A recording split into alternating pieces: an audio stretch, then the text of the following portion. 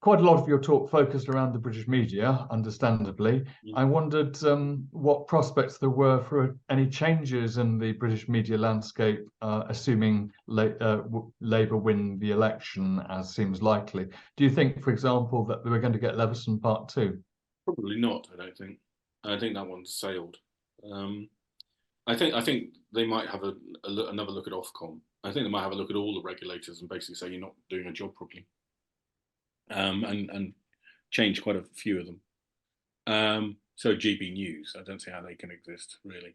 And then the other factor to remember is the circulation of all the newspapers is utterly plummeting, and this hasn't been reflected in media coverage elsewhere.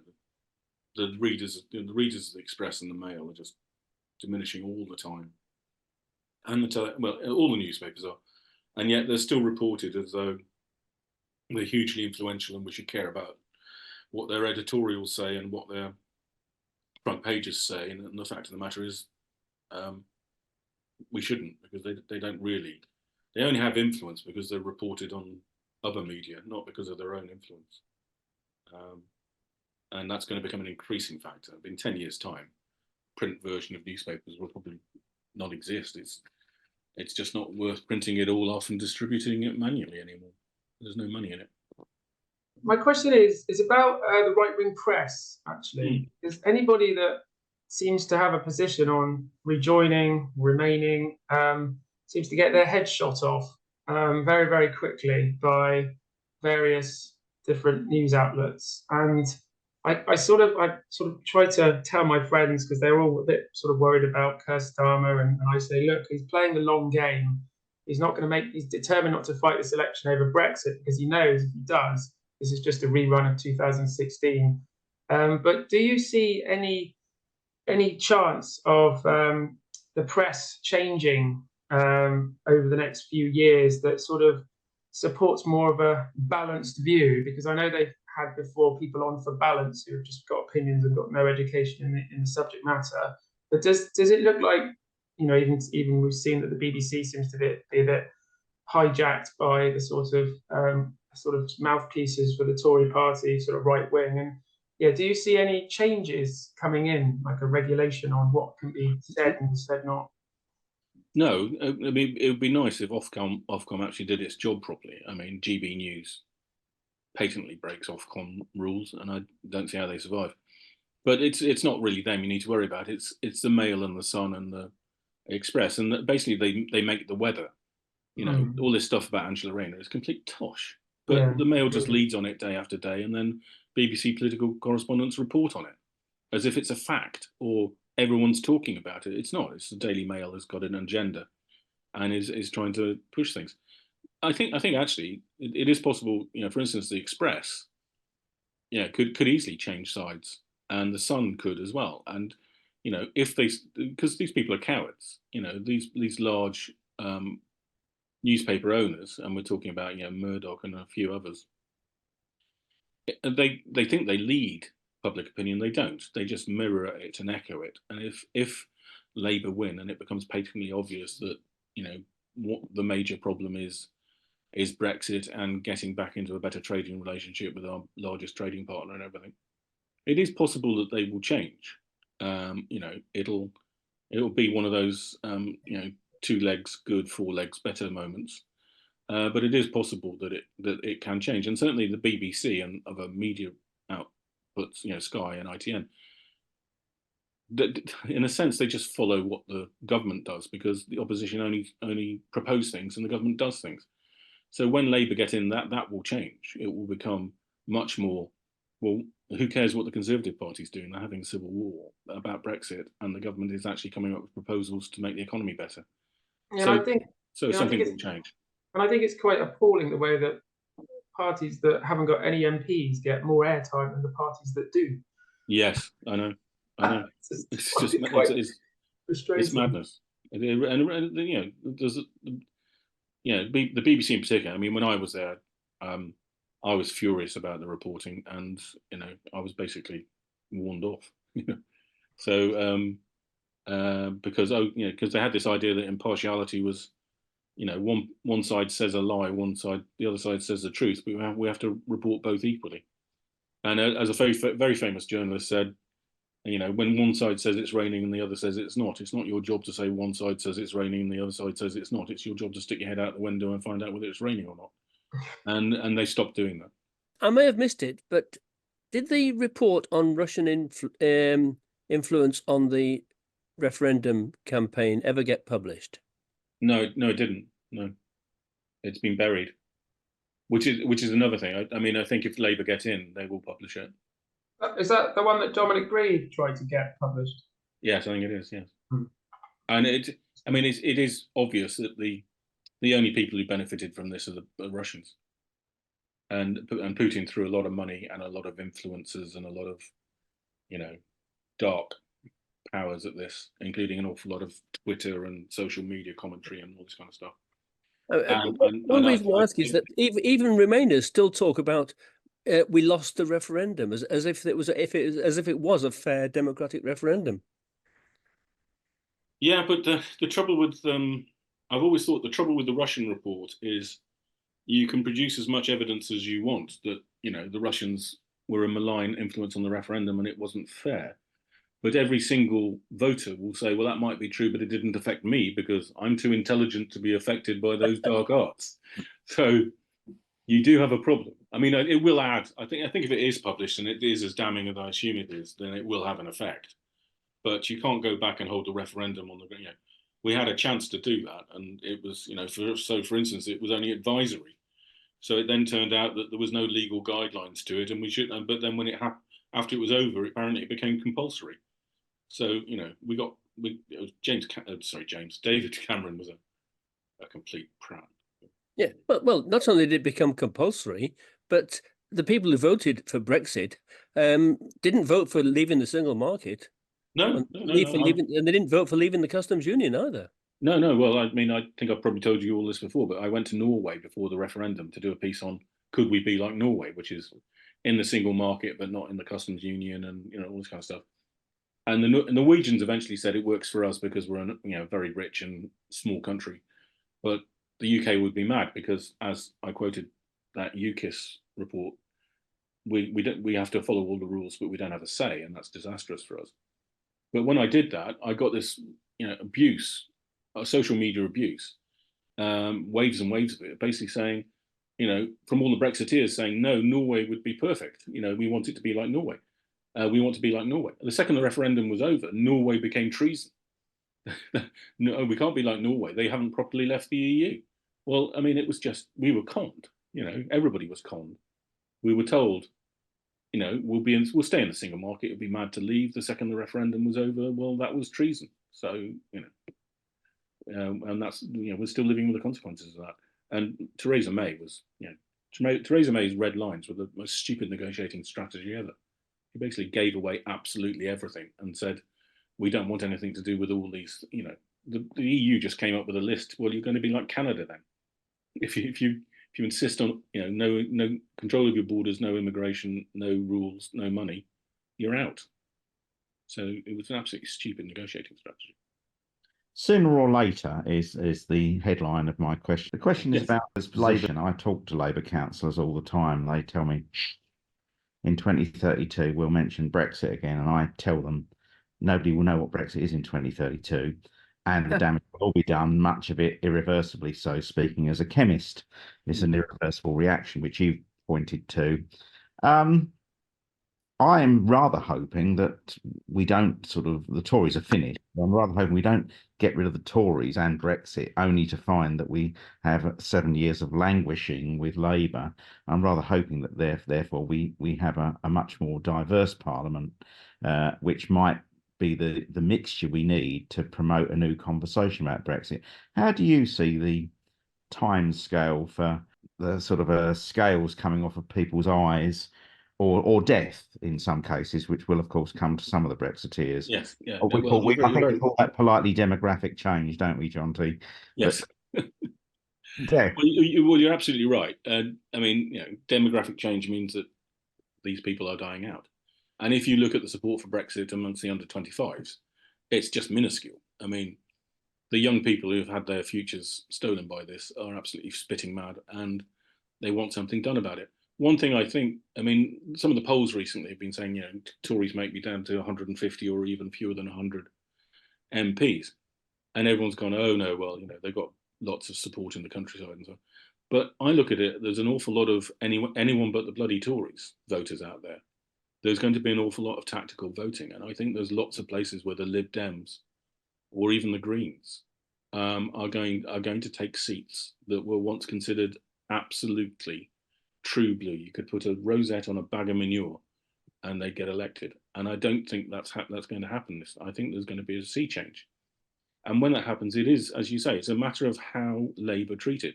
If they come in and say, well, we can do this, we can fiddle at the edges on this, and we can fiddle at the edges on that.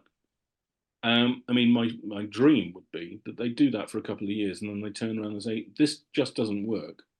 We've got to do something more radical. And what we're going to do is, rejoin the single market or join the European Economic Area or however they want to put it. And, I think that is a possibility. But they've got lots of other things to do as well. So it's, and they don't want to say any of this before the election. So it's very difficult to tell. But I do think that in the end, all their advisors will basically say the only way to get high growth and sort this out is to rejoin the EU. And just on one final point, which I didn't mention, for all these reports about, whether the Brexit is costing us money or, it's a triumph, the one we haven't heard from is the Treasury. The idea that the Treasury hasn't done a report into whether this is a success or a failure is absolutely ridiculous. They must have done it, and it's not been published. And that tells me that they've done it, and it shows that it's utterly disastrous, and the Conservative government won't publish it. So if Labour get in and they find that report, that's going to make a big change. Well, that would present an interesting "it wasn't us" option, wouldn't it? They receive a report saying, "Oh, we've received this report from an independent source that tells us it's a pile of poo."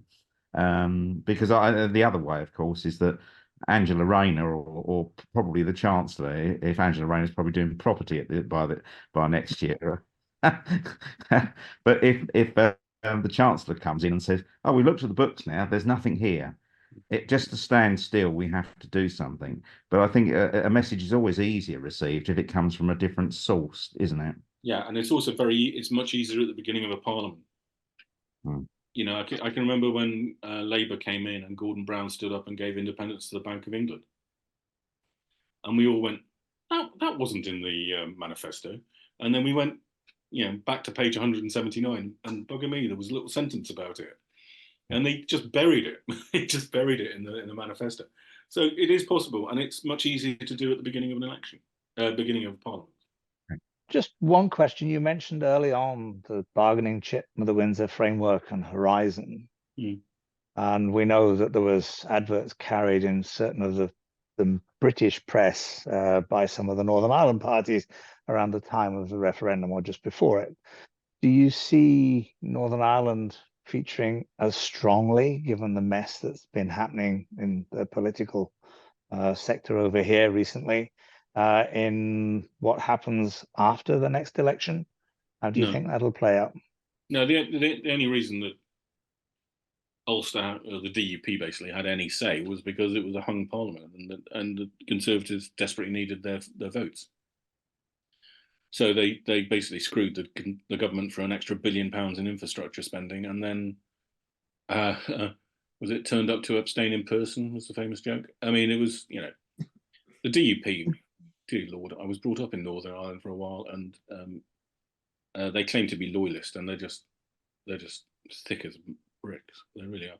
So you end up with them now complaining that we voted for Brexit, but we didn't realise it would mean a border down the Irish Sea, or they thought it was going to destroy. I think they thought it was going to destroy the Good Friday Agreement, and they could come back to power and basically tell Sinn Féin where to go, or something. But it's been, for the DUP and the loyalists, it's been a disaster. It's just Northern Ireland is now more closely aligned with the Republic than it's ever been, and that's just going to continue because it's in the single market.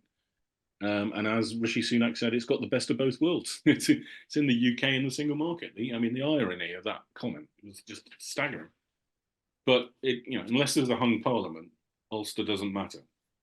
Yeah, I figured as much. I also fail to see why certain members of Reform and others not affiliated but in the upper house are in peddling things around here. Our friend Ben Habib, our friend Kate Hoey, they've always sniped from the sidelines, but I don't know what's happening. I don't know what their skin is in the game, you know. Oh, I mean, they're just ridiculous, aren't they? They're now screaming blue murder about being, loyalism has been betrayed again by Westminster. You kind of, well, you should have voted Remain then. I mean, and then they claim it's nothing to do with us and it's nothing to do with Brexit. It's just pure hypocrisy. They made their bed and they're going to have to lie in it. Where do you see we can most usefully apply pressure? Is it at the level of Parliament? Is it at the level of influencers? Or is it at the great unwashed? Or if it's all of those, in what proportion? If you had 100%, John T, just in case you say all of them. Well, I don't think there's much. I don't think there's much chance of you affecting the whole electorate. That's as we said, demographics. That's young, more people are now becoming educated. They're much less likely to vote Conservative. They're much more likely to be pro-European and pro-EU. So that's a kind of slow-moving tide. I think it's probably the influencers. The people who've been, it was a democratic referendum. We got to do our best, or there are advantages, and maybe they outweigh the disadvantages. And you kind of go those are the people that are changing. Those are the ones that are saying, well, we've given it 8 years and it's nothing, and nothing is happening. It's just getting worse and worse. And I think you're pushing at an open door if you go for those people. And that also probably means your local MP and making sure, that if you do have a Conservative MP, he knows full well that he'd better be a One Nation Tory MP or he's in serious trouble. That kind of thing, I think, will probably have an influence. And even with Labour, if you've got a Labour, if you're likely to win, Labour are likely to win in your constituency, you need to be hammering on the door of the candidate and saying, you'd better be pro-EU and anti-Brexit, because we're not going to lend you our votes again if you don't do this. That kind of thing. I mean, the reason I asked this, I don't think anyone will be able to see this, but I went to an event with the local council, and here is that Tudor Price, the chief executive of the Chamber of Commerce of Kent. And he says he's out about it. I mean, Chambers of Commerce don't do this. He says the European Union remains our closest trading partner. We need to see the EU-UK relations strengthened to benefit the tens of thousands of exporters here. This is in Kent. Yeah. And as the closest place in the UK to mainland Europe, Kent is perfectly placed to rise to the challenge. I have never seen the Chamber of Commerce get off the fence in such a way as he has done. So he's part of the realm of influencers, as you point out there. And that's why I mean you're pushing in an open door. It's the Chambers of Commerce. It's the local politicians who don't want a lorry park in Kent, but they do want the exporters. They don't want the queues. They don't want the trouble with the passports. They want to be able to send their food, import food efficiently and cheaply, and lots of SMEs. Chambers of Commerce is the one the SMEs, but the small and medium-sized enterprises belong to. And the business organisations were all anti-Brexit, but a lot of firms hid behind them, and then they weren't willing to put their head over the parapet. And I think now they are increasingly willing to do that, and they just need pushing. Do you think there'll be another referendum in our lifetime?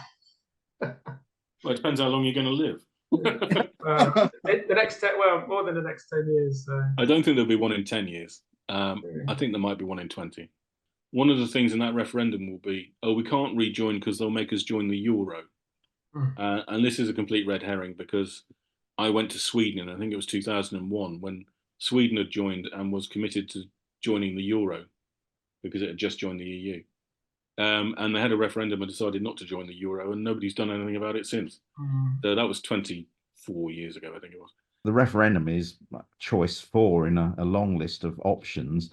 And I suppose we might have to have it as a christening ceremony for what Parliament decides. But I'm all in favour of Parliament doing the job that I pay my taxes for, which is to process wicked, complex problems, seek advice from experts and say, on balance, we think we'll do this. But I understand the sentiment that perhaps it might need some, tick box, which is a damn referendum. But I see a referendum as possibly the worst choice to get us back to the EU. But it may need to be there, like you have a christening service.